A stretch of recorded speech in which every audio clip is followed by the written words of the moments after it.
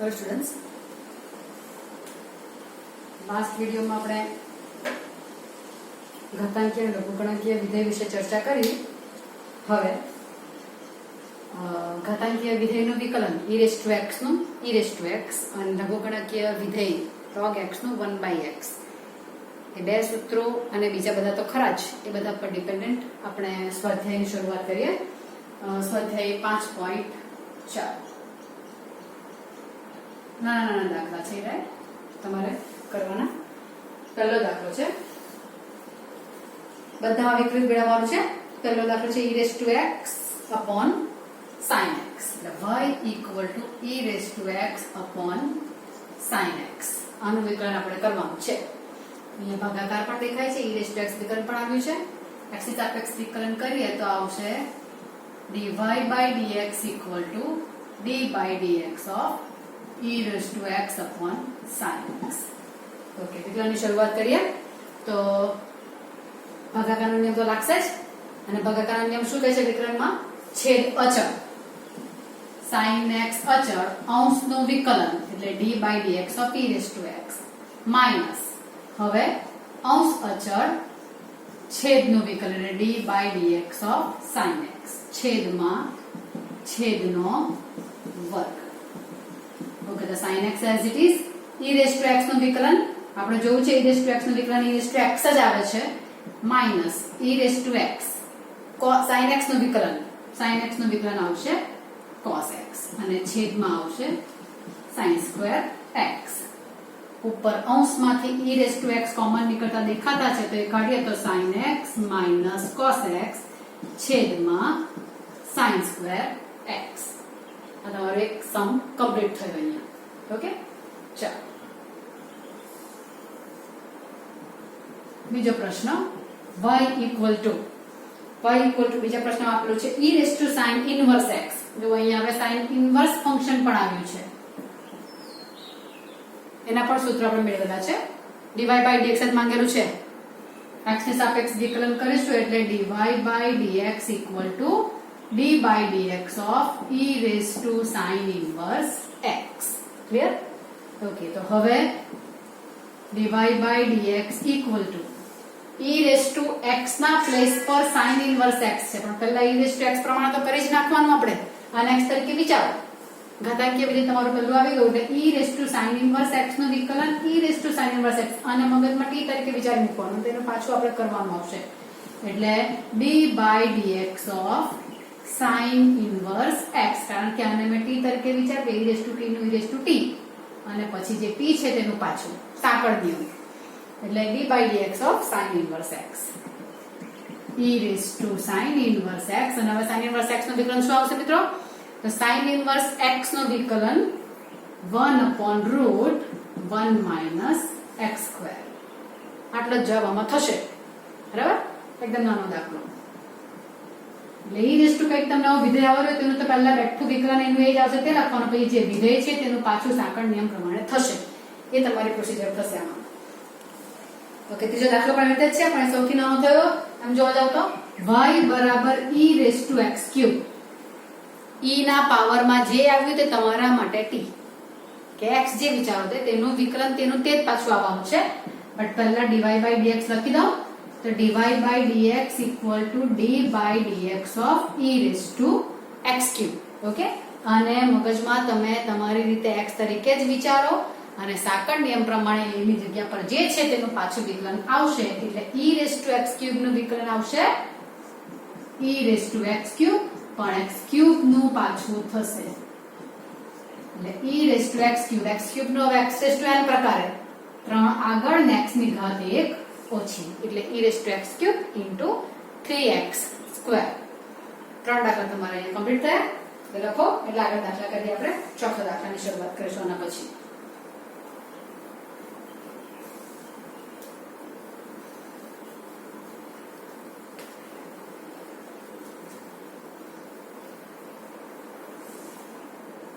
ચોથો પ્રશ્ન છે sin કૌંસમાં tan inverse e⁻−x।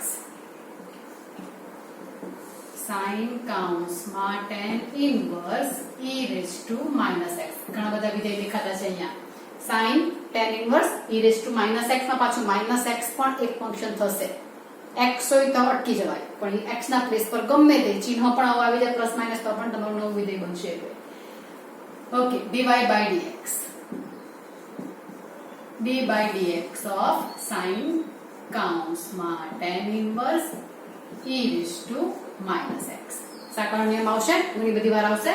સૌથી બહારનું વિધેય sin, એનું વિકલન પહેલા, એટલે sin નું વિકલન આવશે cos, અને પાછળ જે છે તે back to as it is લખાશે, એટલે cos કાઉન્સમાં tan inverse e raise to minus x. Okay, હવે d by dx ઓફ પહેલા વિધેયનું વિકલન કમ્પ્લીટ થયું, સાકળનો નિયમ બીજા વિધેયનું વિકલન, એટલે હવે આવશે d by dx of tan inverse e raise to minus x નું વિકલન આવશે. ચાલો આગળ તો જેનું વિકલન થઈ ગયું હોય એઝ ઇટ ઇઝ ફોર્મમાં લખાશે, અને હવે tan ઇન્વર્સ x ના પ્લેસ પર આવ્યું આ છે, બરાબર. tan ઇન્વર્સ x નું વિકલન શું આવશે? તો કે tan ઇન્વર્સ x નું વિકલન 1/1 પ્લસ જે એંગલ છે તેનો વર્ગ, એટલે 1 પ્લસ x ની જગ્યા પર e raise to minus x છે એટલે તેનો વર્ગ આવશે, એટલે 1/1 plus e raise to minus x નો સ્ક્વેર. પણ અહીંયા x ની જગ્યા પર e raise to minus x છે કે નહીં, એટલે સાકળના નિયમ પ્રમાણે પાછું ઇન્ટુ માં આવશે d by dx of e raise to minus x. Clear થાય છે ને વસ્તુ? પહેલા sin નું, પછી tan ઇન્વર્સ નું, હવે આવશે e raise to minus x નું. આ બધું પાછું એમનું એમ લખવાનું, tan e raise to minus x 1/1 plus e raise to minus x નો સ્ક્વેર. માઇનસ સ્ક્વેર લખો કઈ વાંધો નહીં. e raise to minus x નું વિકલન e raise to minus x into અહીંયા માઇનસ x છે એટલે માઇનસ x નું પાછું વિકલન આવશે -1. અહીંયા મેં d by dx નથી લખ્યું, ચાલી જાય વાંધો નહીં. ઓકે, તો ફાઇનલ આન્સર તમારો આવશે -e raise to minus x cos tan e raise to minus x છેદમાં 1 plus e raise to minus x નો સ્ક્વેર. આ તમારો ચોથો દાખલો અહીંયા પૂરો થશે. ચાલો પાંચમો દાખલો.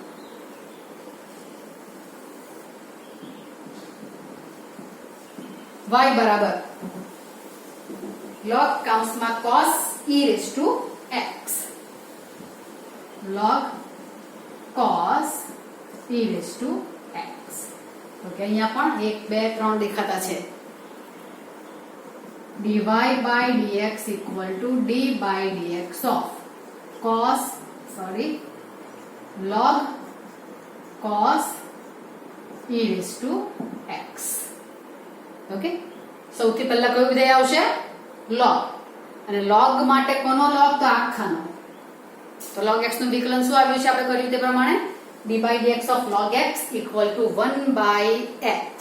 1 by x એટલે log x નું વિકલન 1 by x તરીકે આવ્યું. cos e raised to x છે એટલે આવશે cos e raised to x. 1 by cos e raised to x, અને એ cos e raised to x નું પાછું વિકલન થશે, કારણ કે અહીંયા x નથી, x ના પ્લેસ પર જે આવ્યું તેનું પાછું વિકલન 1 by cos e raised to x. હવે કોનું? તો હવે cos વિધેય આવ્યું એટલે cos નું વિકલન થશે, અને cos નું વિકલન આવશે માઈનસ sin.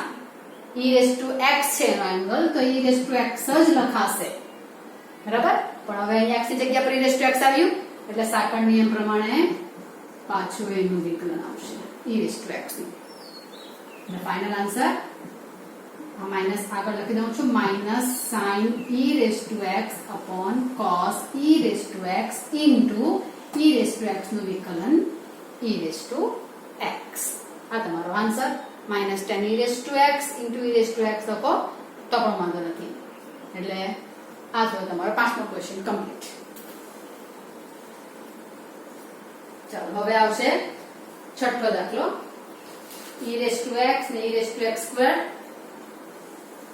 આમાં કહું તેમ તમે આ લખી મૂકજો, વાંધો નહીં આવે. છઠ્ઠો દાખલો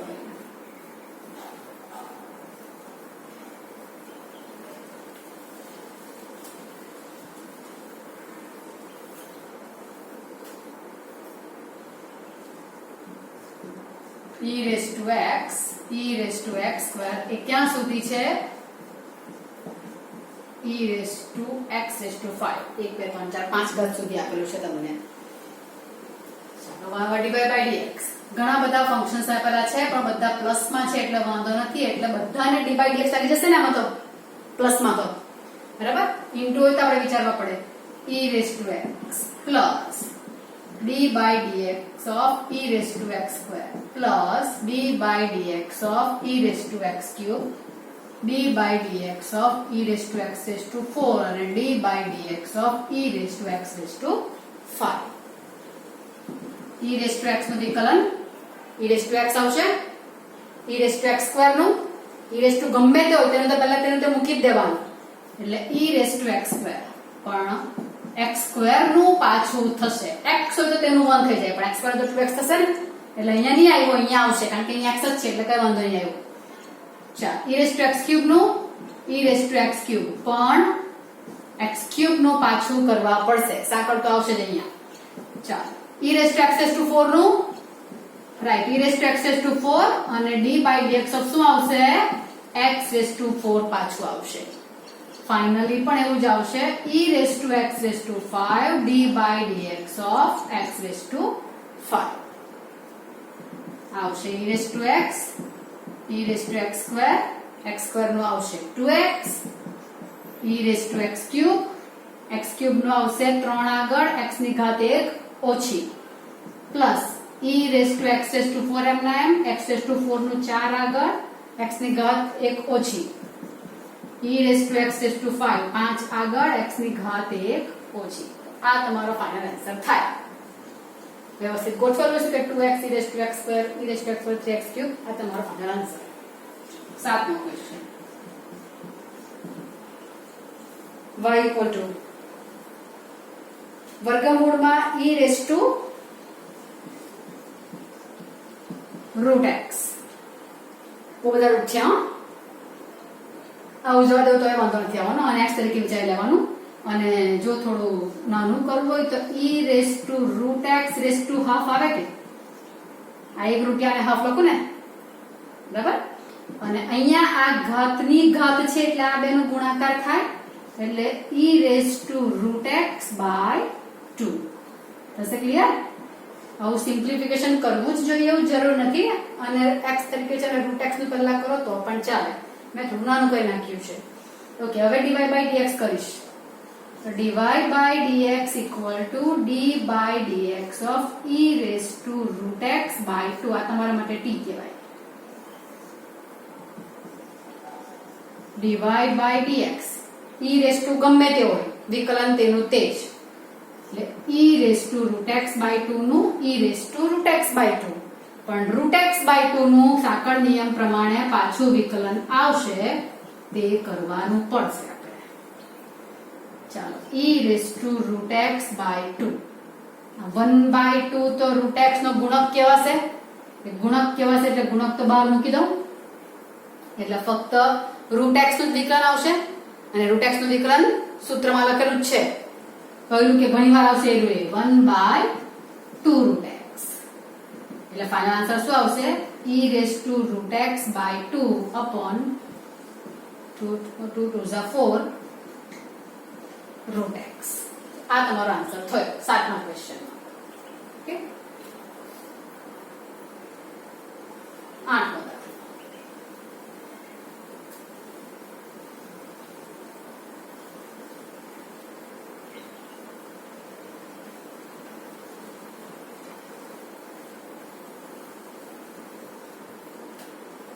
log of log x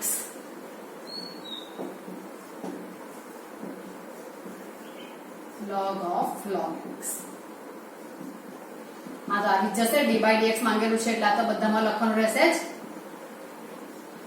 log of log x. પહેલા સૌથી બહારનો log છે તેનો વિકલન એ કોનો log છે log x નો એટલે log પછી જે હોય તે છેદમાં આવશે 1 by અહીંયા જે છે તે આવ્યા બહારના log નું વિકલન 1 by log x આવ્યા પણ આ x ની જગ્યા પર log x આવ્યા છે એટલે સાંકળ નિયમ પ્રમાણે log x નું પાછું વિકલન આવશે.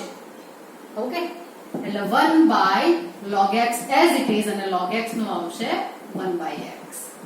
એટલે 1/x log x. આ તમે યાદ રાખો તો બીજી જગ્યાએ ઘણી બધી વાર આવશે એટલે log of log x નું 1/x log x તમે યાદ રાખો તો સારું છે. ન યાદ રહે તો વાંધો નહીં, પ્રોસિજર તો આ છે જ. નો મોર question. y equal to cos x છેદમાં log x. ચાલો છેદ આવ્યો એટલે ભાગાકાર આવી ગયું કે dy by dx equal to d by dx of cos x છેદમાં log x. અને અહીંયા અંશને છેદ આવ્યા એટલે ભાગાકારનો નિયમ, અને ભાગાકારનો નિયમ શું કહે છે? પહેલા છેદ અચળ રાખો, log x અચળ અને અંશ જે છે તેનું વિકલન માઈનસ સૂત્રમાં આવશે.